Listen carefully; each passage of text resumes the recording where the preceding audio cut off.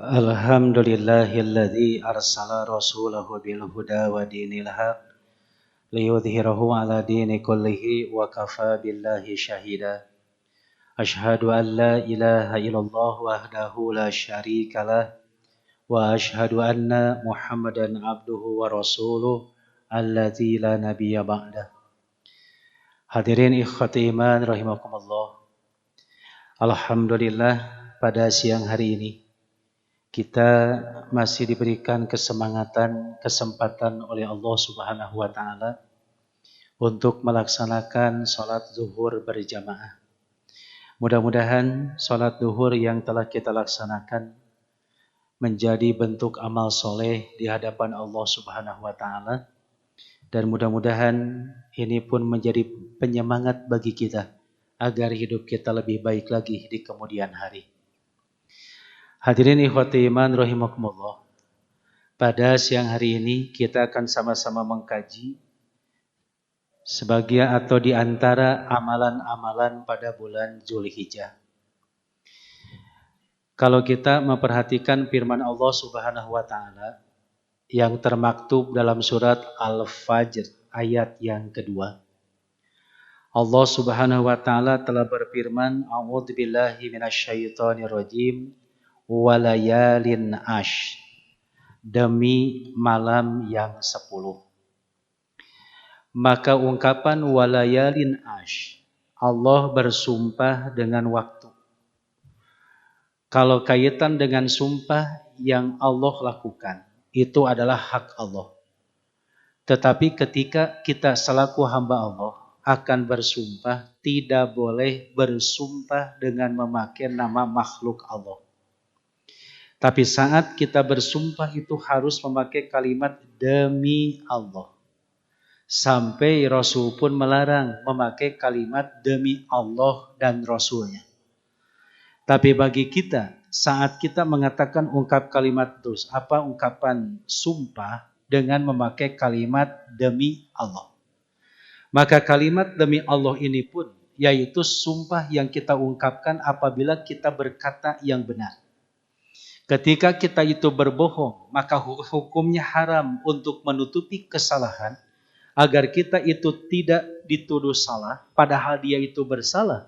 Maka akhirnya mengungkapkan kalimat demi Allah, maka hal yang seperti ini dilarang oleh Allah Subhanahu wa taala.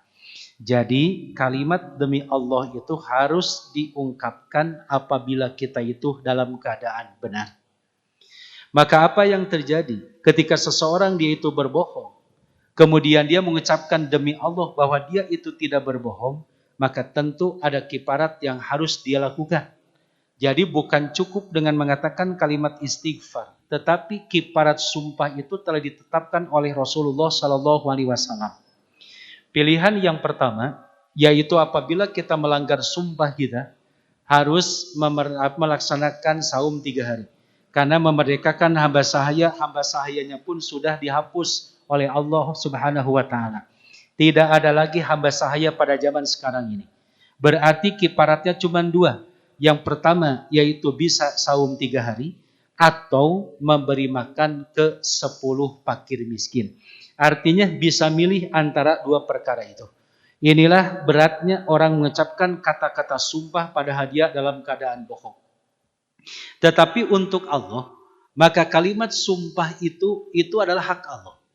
Maka di dalam Al-Quran, apabila kita menemukan bentuk ungkapan sumpahnya Allah dengan makhluk, maka berarti di sini ada perhatian yang harus kita tujukan pada perkara yang dipakai sumpah oleh Allah Subhanahu wa taala. Para bapak dan para ibu, kita sering menemukan kalimat wal asri, wal laili, wan nahari. Itu semua dipakai sumpah oleh Allah. Maka ini harus menjadi perhatian bagi kita. Termasuk juga ungkapan yang diungkapkan tadi. Allah bersumpah dengan walayalin ashrin, yaitu demi malam yang 10. Maka malam yang 10 itu yang dimaksud itu malam yang mana? Maka bentuk ungkapan malam yang 10 itu adalah dari tanggal 1 sampai tanggal 10 Zulhijjah. Maka dengan demikian, kalau begitu ketika kita masuk pada bulan Zulhijjah, kalau melihat dari ukuran kalender, dan ini pun sudah disepakati oleh para ahli hisab, bahwa tanggal 1 Zulhijjah itu mulainya itu bertepatan dengan tanggal 8 Juni. Jadi tanggal 8 Juni itu sudah masuk pada tanggal 1 Zulhijjah.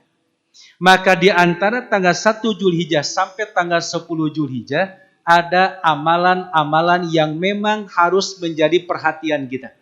Karena kita pun sudah memahami ada 4 bulan yang oleh Allah itu diagungkan. Ada Dzulqa'dah, ada Dzulhijjah, ada Muharram, dan ada Rajab. 4 bulan ini adalah 4 bulan yang diagungkan oleh Allah. Apabila kita itu melakukan suatu bentuk amal kebaikan di 4 bulan yang dimuliakan dan diagungkan oleh Allah Subhanahu wa Ta'ala, maka nilai pahala kita dilipat gandakan oleh Allah Subhanahu wa Ta'ala. Jadi beda sholat berjamaah duhur, bulan Dzulqa'dah, bulan Dzulhijjah dengan bulan Safar. Walaupun betul secara pokok sholat berjamaah 27 derajat, tapi di 4 bulan yang dimuliakan oleh Allah, justru akan dilebihkan lagi nilai pahalanya oleh Allah Subhanahu wa Ta'ala. Maka wabil khusus di bulan Dzulhijjah. Di samping bulan Dzulhijjah itu adalah bulan yang dimuliakan, maka ada juga yang lebih dimuliakan oleh Allah itu adalah di tanggal 1 sampai tanggal 10 Zulhijjah. Makanya di dalam Al-Quran, surat Al-Fajr dipakai sumpah oleh Allah Subhanahu wa Ta'ala, yaitu walayalin ash, yaitu demi malam yang 10. Apa saja amalan-amalan di 10 hari awal bulan Zulhijjah itu? Yang pertama ada yang disebut dengan saum Arafah. Maka saum Arafah hukumnya sunat. Dan saum Arafah itu dilaksanakannya tanggal 9 Zulhijjah. Saum Arafah dilaksanakan hanya 1 hari saja. Jadi kalau seandainya tanggal 10 Zulhijjah yaitu tanggal 17 Juni, maka saum Arafahnya tanggal 16 Juni. Nah, apa keutamaan dari saum Arafah? Rasulullah dalam hadis riwayat Imam Muslim menyatakan, saumu yaumi arafata yukaffiru sanataini madiyatan wa mustaqbilatan. Saum Arafah dapat menghapus dosa selama 2 tahun. 1 tahun yang telah lalu dan 1 tahun yang akan datang. Para bapak, para ibu, kita bisa memperhatikan bahwa yang disebut dengan saum Ramadan saja, apabila kita melaksanakan ada kalimat gufirolahu ma taqaddama min danbihi, diampuni dosa-dosa yang telah lalu, artinya 1 tahun. Tapi mengapa saum Arafah dilaksanakan yaitu 1 hari mampu menghapus dosa kita selama 2 tahun? Cuman jadi permasalahan dosa yang mana yang akan dihapus oleh Allah Subhanahu wa Ta'ala. Maka tentu yang dimaksud itu adalah dosa-dosa yang kecil. Tetapi kalau kita merujuk lagi, dari saum itu akan menghapus dosa selama 2 tahun. Ini saum yang apa? Dosa-dosa yang mana? Karena kita bapak-bapak, ibu-ibu tiap hari dosa kita dihapus oleh Allah. Salat menghapus dosa kita. Wudu menghapus dosa kita. Termasuk kemarin kita pun melaksanakan saum Arafah pada bulan Syawal, saum pada bulan Syawal 6 hari. Itu pun diibaratkan seperti saum 1 tahun. Dosa-dosa kita itu tiap hari dihapus oleh Allah dengan amalan-amalan soleh yang lain. Sekarang muncul yang disebut dengan saum tanggal 9 Zulhijjah. Mupus dosa selama 2 tahun. Kalau begitu, dosa mana yang akan dihapus oleh Allah? Maka ada orang sampai merenungkan hadis ini sampai tidak melaksanakan saum. Sebab bingung dosa mana yang akan dihapus. Makanya untuk itu, kalimat yukaffiru sanataini itu mengandung makna, yaitu seperti orang yang beramal selama 2 tahun. Saumnya 1 hari, tapi diibaratkan seperti orang yang melaksanakan suatu bentuk amal selama 2 tahun. Amal soleh dan amal kebaikan. Maka untuk itu kenapa sampai seperti itu nilai pahalanya yang ditetapkan oleh Allah Subhanahu wa Ta'ala? Karena bulan atau tanggal 1 sampai tanggal 10 Zulhijjah itu adalah bulan yang a'dhamu indallahi. Yaitu mamin ayamin a'dhamu indallahi, tidak ada lagi hari-hari yang paling diagungkan di sisi Allah.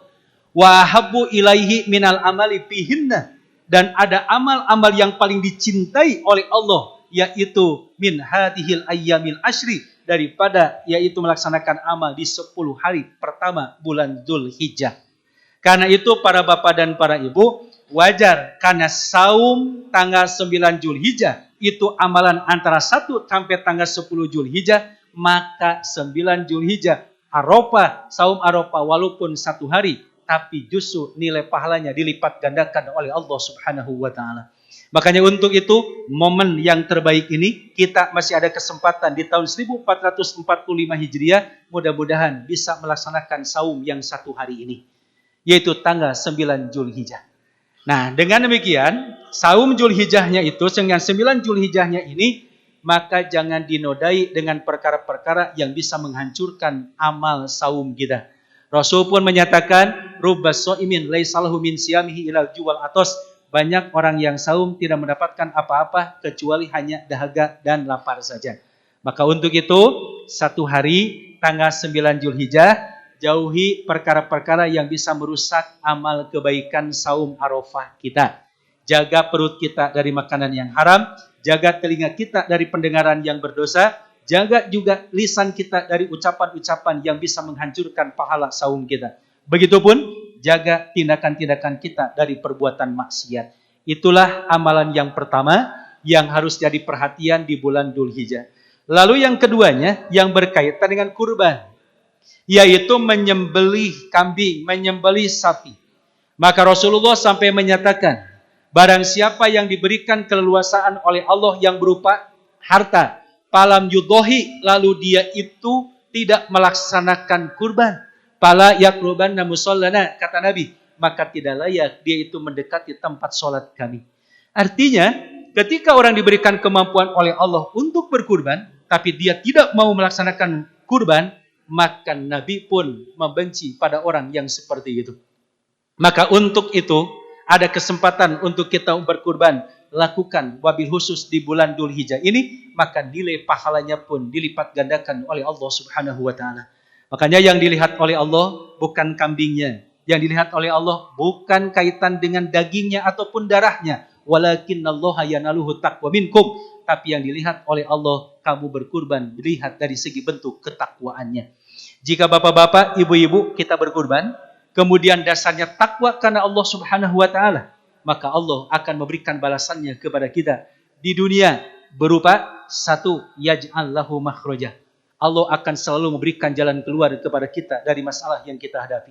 Yang kedua, yaj'al lahu an amrihi yusron. Urusan kita akan dimudahkan oleh Allah. Kemudian yang ketiganya, wa yarzuqhu min haitsu la yahtasib, dan kita akan mendapatkan rizki di jalan yang tidak disangka-sangka. Wa fil akhirah, dan bagi orang yang berkurban nanti di akhirat itu mendapatkan yang disebut dengan ulaika jazaohum magfiratum mir rabbihim, diberikan ampunan oleh Allah, wa jannatun tajri min tahtihal anharu khalidina fiha, maka di akhirat dia akan dimasukkan ke surganya Allah Subhanahu wa taala dan dia kekal di dalamnya. Kemudian yang ketiganya, amalan di bulan Dzulhijjah antara 1 sampai 10 itu adalah orang yang berkurban tidak menggunting kuku dan tidak juga menggunting rambut dari mulai tanggal 1 Dzulhijjah sampai tanggal 10 Dzulhijjah. Idza arada ahadukum an yudhiya, kata Nabi, barang siapa salah seorang di antara kalian itu akan melaksanakan kurban, fal yungsib min asarihi wa adfarihi, maka tahanlah rambutnya, maka tahanlah kukunya.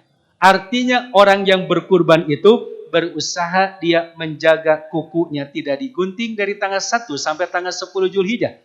Dan begitu pun rambutnya. Ini bagi siapa? Bagi orang yang melaksanakan kurban. Ternyata peluang-peluang amal soleh itu sudah disediakan oleh Allah. Tidak menggunting kuku, tidak menggunting rambut selama 10 hari, itu pun bagian dari amal soleh. Dan yang keempatnya, para bapak dan para ibu, kaitan dengan amalan pada bulan Dzulhijjah itu adalah melaksanakan sholat Idul Adha. Maka Rasulullah atau Allah memerintahkan kepada Nabi, fasholli li rabbika wadhar, maka sholatlah engkau itu karena Tuhanmu dan berkurbanlah. Maka kalimat sholli di sini ada ahli tafsir yang mengatakan sholat Idul Adha, yaitu melaksanakan sholat Idul Adha. Sampai dalam proses pelaksanaan sholat Idul Adha, Rasulullah menetapkan suatu bentuk aturannya. Pertama, usahakan kita mandi dulu. Kemudian yang kedua, memakai baju yang terbaik, yang terbagus yang kita miliki. Yang ketiga, usahakan kita melaksanakan saum dulu, yaitu tidak makan, tidak minum, sampai berangkat ke lapang mengungkapkan kalimat takbir. Lalu di lapang kita ikut sholat dengan imam, melaksanakan sholat Idul Adha. Kemudian nanti pas pulangnya, antara berjalan untuk berangkat dan pulang itu dibedakan oleh kita. Dan saat datang ke rumah, baru kita itu mencicipi makanan, berbuka, istilahnya berbuka puasa. Kemudian nanti yang kurban pun menggunting kukunya, menggunting rambutnya. Itu adabiyah yang berkaitan dengan Idul Adha. Semua begitu mudah kita lakukan. Tetapi ketika kita melakukan semua ini, yang dilaksanakan antara tanggal 1 sampai tanggal 10 Zulhijjah, maka Allah akan berikan melipat gandakan nilai pahala kita. Insya Allah, ketika amal kebaikan kita ditingkatkan oleh Allah, akan masuk pada kategori fa'amma man saqulat mawazinuhu. Timbal amalan kita itu, timbangan amal kebaikan kita itu sakulat, menjadi berat. Dalam surat Al-A'raf dijelaskan, faulaika humul muflihun, maka mereka itu akan termasuk orang yang bahagia di dunia dan bahagia di akhirat. Dalam surat Al-Qari'ah ada kalimat bahwa fi isyatir radiyah, yaitu dia akan ada dalam kehidupan yang diridhoi oleh Allah Subhanahu wa taala. Hadirin ikhwatu iman rahimakumullah, itulah diantaranya amalan-amalan yang harus menjadi perhatian kita pada saat kita nanti masuk pada tanggal 1 Zulhijjah sampai tanggal 10 Zulhijjah. Satu, ada saum Arafahnya. Kemudian yang kedua, ada kurbannya. Yang ketiga, yang kurban menjaga kuku dan rambutnya sampai tidak dipotong selama 10 hari. Dan yang selanjutnya ada sholat Idul Adha-nya. Mudah-mudahan nanti pada masuk tanggal 1 Zulhijjah atau bulan Zulhijjah kita mampu untuk melaksanakan semua ini. Mudah-mudahan diberikan kekuatan oleh Allah Subhanahu wa taala sehingga menjadi bekal bagi kita menghadap ke hadapan Allah dengan membawa amal soleh yang banyak. Karena kita sadar sholat harta kita, jabatan kita, keluarga kita saat kita meninggal dunia tidak akan pernah bisa menolong kita sedikit pun. Tapi yang bisa menolong kita adalah hanya amal soleh saja. Begitu, mudah-mudahan Allah memberikan keistiqomahan kepada kita semua.